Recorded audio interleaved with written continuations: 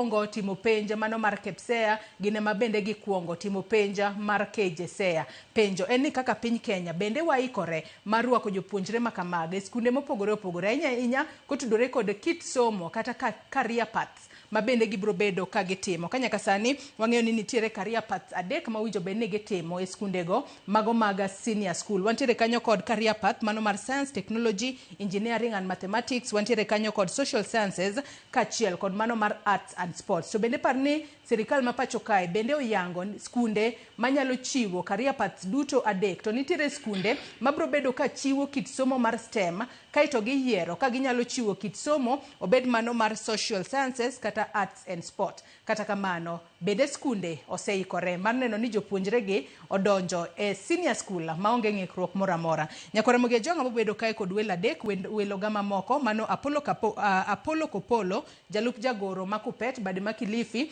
kachiel kod Eric Oduor jachiw paro ewi CBE mane skul mano mar Merisho gibo bedo ka gitudore kodwa e kinde modhi mbele kod twak marwa. Kata kamano gie thuolo ni antiere kae kod George William jalony e weche mag somo. Oyawre George Williams ichio nade? Oyawre nya Joyce. Oyawre Nyakwara Muga Jwang kamora mora ma intie.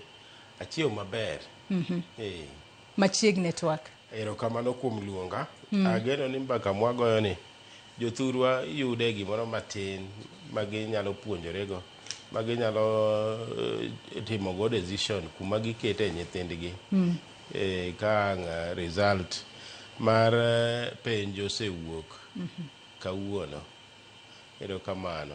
Machiegni twaka okinyi makawuono. Nyakora Mugia Jwang in bende rwaki ni machiegni bed thuolo mar chwalonwa ote paro penjo moro amora kokale namba mar ote machuok 236000. Facebook ibiro yudowa achiel kachiel Ramogi TV X @Ramogi TV. Kan bende nyalo tudri koda e Facebook page mara ibiro yuda Joyce Oduor, mbui mara mar X ibiro yuda @JoyceOduor_. Kochako twak marwa yanga okinyi makawuono wang'e ni odiochieng' makawuono wageno ne duoko mano mar penja mar KJSEA. George Williams wang'e ni duoko makamago bro bedo ka wuok ayanga. Kata kamano pogruok mabo bedo ka waneno higani ni penj makamago kowuoka to onge kit grading mane timo chon cha moro mane wang'eyo ni jopuonjre timo nade nang'o. Kata kamano kwang'iyo kit kaka jopuonjre bende miyo marks bende opogore nikech kacha wadhi neno exceeding expectation, approaching expectation, kachiel kod kaka oketgi e kidienje mopogore. Kata kamano kongo mondi walosane kotudore kod duoko ma igeno odiochieng' makawuono jopuonjre kachiel kod jonyuol manitiere kod nyithindo manotimo penj makama gibed kod geno mane kawuono. Mano penjo maber e gwengewa kamoro amora ma jonyuolwa gowetewa nyiminewa nitie. Kawuono gi geno ni kang' penjo wuok gibro yudo ka nyithindgi ochopo oyudo kang' mamalo mar exceeding expectation. Jomoko biro sudo machiegni gi expectation. Koro ang'eyo ni onge grading mar A, B, C, D to dhano winyo ang' ni ne ka ang' penjno owuok to ne wawacho ni the forest is the same. Ong'ere mopogore. Temo pimo ne Nyakora Mugia Jwang makare.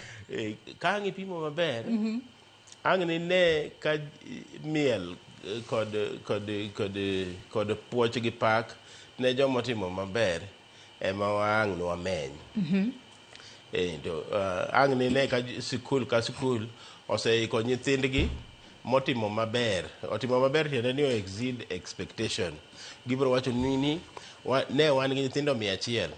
Nyithindo 99 o exceed expectation. Kendo bul ang' nogore kendo miel ang' notimre. Kata nwawacho ni gimomiyo wakelo laini mar somo miluongo ni CBC mondo gol competition ainano. Dhano e kite nyaka obed japiem.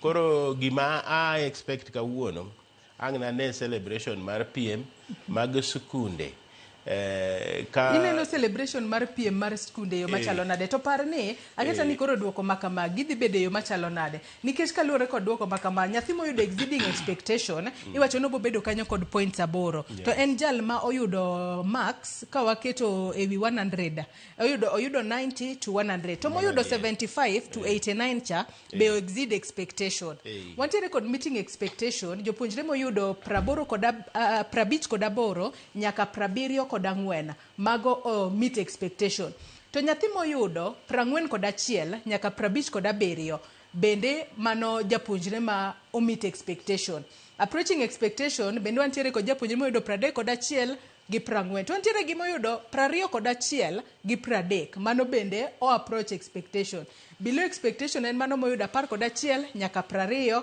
1 nyaka 10 bende en below expectation moro ma kama biro bede yo machalo nade nikech adiera kinde mokalo chien wang'e ni jopuonjre mano yudo 90 and above mage mane oyomba ahinya to sani waneno kanyo moyudo nyaka 75 nyaka 89 gin mane kategori achiel ka Williams kendo isango gino maber mana kaka no pime gi nek to gimomiyo dhano nyaka ang' noyud kama otime celebration en ni koselandi ma skul oseyudo result maging'iyo magineno ni gin gi exceeding expectation makama kaluwore gi experience ma nwaneno ni skul timo class nyithindo motimo maber kamago ema gilando to ne en hope marwa ni kawadonjo e CBC ka to wach timo maber timo marachno ne waket tenge mondo wa focus ni nyathi osomo to gik mane wadwa puonje be opuonjore emomiyo owacho niya o exceed expectation kata ochopo expectation kata okochopo mondo mi waikre nikech penjni en mar iko jopuonj kata iko joma dhi puonjo nyithindo gi e higa mabiro ka ging'eyo ni nyathini mabiro e klasani nyeche ne oko meet expectation koro kaka an japuonj nyaka ikra ne nyathini kang'eyo ni adwa dhire marom nade nikech opogore gi nyathi ma o meet expectation to kata kamano en genona ni mondo kik nek gole marks moko miwachogo ka gigolo result to gigolo result ni meet expectation to kapo nono gitimo makosa magindiko ni nyathini oyudo 99 nyathini oyudo 98 nyathini oyudo 97 to mera piem oduoge wang'e kendo wadwa neno na gima ne watemo avoid kane wagolo 844 to en geno na ni joma nitie nek gi joma guide system ni madhi release result ni ok bi duoko wa kama ne wantiere ka wawuok e 844 en geno na